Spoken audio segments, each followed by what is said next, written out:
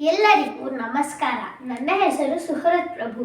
ನಾನು 5ನೇ ತರಗತಿ ವಿಭಾಗದಲ್ಲಿ ಓದುತ್ತಿದ್ದೇನೆ. ನಿಮಗೆಲ್ಲರಿಗೂ ತಿಳಿದಿರುವಂತೆ ಬೆಳೆಯುವ ಸಿರಿ ಮೊಳಕೆಯಲ್ಲಿ ಎಂಬಂತೆ ಇಂದು ನಾನು ಮಹಾನ್ ಪಂಡಿತನಾದ ಕವಿರತ್ನ ಕಾಳಿದಾಸರ ಜೀವನದಲ್ಲಿ ಒಂದು ಘಟನೆಯನ್ನು ಪ್ರಸ್ತುತಪಡಿಸುತ್ತೇನೆ. ನಾವೆಲ್ಲರೂ ಚಿಕ್ಕಂದಿನಿಂದಲೇ ವಿದ್ಯೆ ಮತ್ತು ವಿನಯಶೀಲತೆಯನ್ನು ಕಲಿಯಬೇಕು. ನಾನು ಇಲ್ಲಿ ನಿಂತರೆ ಕಾಳಿದಾಸ, ಇಲ್ಲಿ ನಿಂತರೆ ಒಬ್ಬ ಪುರುಷ. ಹೀಗಿರುವಾಗ ಒಂದು ದಿನ ದಾರಿಯಲ್ಲಿ ಕಾಳಿದಾಸರು ನಡೆದುಕೊಂಡು ಹೋಗುತ್ತಿರುವಾಗ ಅವರಿಗೆ ನೀರಡಿಕೆಯಾಯಿತು. ಅವರು ಒಬ್ಬ ವೃದ್ಧ ಪುರುಷನನ್ನು ನೀರು ಸೇದೋದನ್ನು ಕಂಡು ಅವರಿಗೆ ಅನಿಸಿತು, ನಾನು ಪರಿಚಯ ಮಾಡಿಕೊಳ್ಳುವ ಅಗತ್ಯವೇ ಇಲ್ಲ ಎಂದು. ತಂದೆ, ದಾಹವಾಗಿದೆ, ನೀರು ಕೊಡುತ್ತೀಯಾ? ನೀನು ಅಪರಿಚಿತ ವ್ಯಕ್ತಿ, ನೀನು ಯಾರು ಎಂದು ನನಗೆ ತಿಳಿದೇ ಇಲ್ಲ. ನಾನು ನಿನಗೆ ಹೇಗೆ ನೀರನ್ನು ಕೊಡಲಿ? ಸರಿ, ಹಾಗಾದರೆ ನನಗೆ ಒಬ್ಬ ಪ್ರವಾಸಿ ಎಂದು ತಿಳಿದುಕೋ.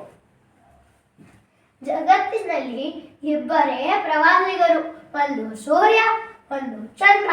ಇವರಿಬ್ಬರು ಎಲ್ಲ ಕಡೆ ಇರುತ್ತಾರೆ.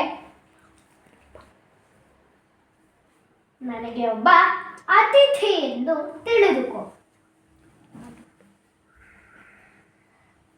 ಜಗತ್ತಿನಲ್ಲಿ ಇಬ್ಬರೇ ಅತಿಥಿಗಳು, ಒಂದು ಯೌವನ, ಒಂದು ಹಣ. ಇವರಿಬ್ಬರು ಅತಿಥಿಗಳ ತರ ಬರುತ್ತಾರೆ ಹಾಗೂ ಹೋಗುತ್ತಾರೆ.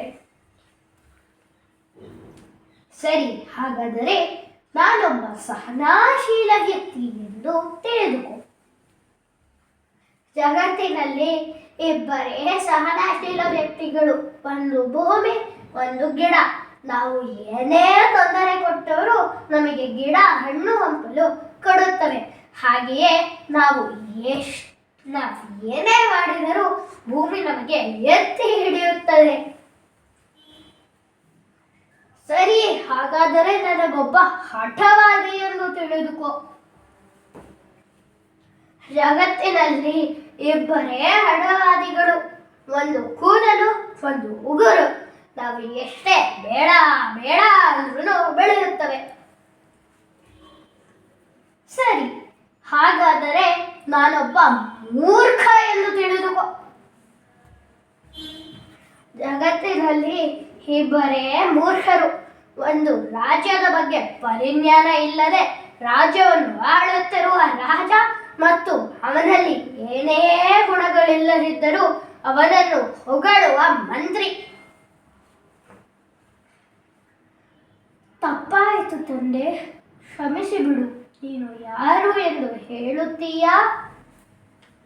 ಕಾಳಿದಾಸ, ನಾನು ಒಬ್ಬ ಋಜುಗಣ. ನನಗೆ ಸಾಕ್ಷಾತ್ ಸರಸ್ವತಿಯೇ ಕಳಿಸಿದ್ದಾಳೆ. ನಿನ್ನ ಅಹಂಕಾರ ನಿನ್ನನ್ನು ಮೀರಿದಾಗ ನಿನ್ನ ಮುಗ್ಧತೆಯನ್ನು ಅದು ಮರೆಸುತ್ತಿದೆ. ನೀನು ವಿದ್ಯೆಯ ಜೊತೆ ವಿನಯಶೀಲತೆಯನ್ನು ಕಲಿಯಬೇಕು. ನಮಗೆ ವಿದ್ಯೆ ಜೀವನದಲ್ಲಿ ಎಷ್ಟು ಮುಖ್ಯವೋ ವಿನಯಶೀಲತೆ ಅಷ್ಟೇ ಮುಖ್ಯ. ನಮ್ಮ ಅಹಂಕಾರ ನಮ್ಮನ್ನು ಮೀರಿದಾಗ ನಾವು ಎಷ್ಟೇ ವಿದ್ಯಾವಂತರಾದರೂ ಅದು ಉಪಯೋಗಕ್ಕೆ ಬರುವುದಿಲ್ಲ. ಹಾಗಾಗಿ ನಾವು ವಿದ್ಯೆಯ ಜೊತೆ ವಿನಯಶೀಲತೆಯನ್ನು ಕಲಿಯಬೇಕು. ಧನ್ಯವಾದಗಳು. ಗೆಳೆಯರೇ, ಈ ರುಜುಗಣ ಹೇಳಿದಾಗೆ ನಾವು ವಿದ್ಯೆಯ ಜೊತೆ ವಿನಯಶೀಲತೆಯನ್ನೂ ಕಲಿಯಬೇಕು. ನಮಗೆ ವಿದ್ಯೆ ಜೀವನದಲ್ಲಿ ಎಷ್ಟು ಮುಖ್ಯವೋ ವಿನಯಶೀಲತೆ ಅಷ್ಟೇ ಮುಖ್ಯ. ಧನ್ಯವಾದಗಳು.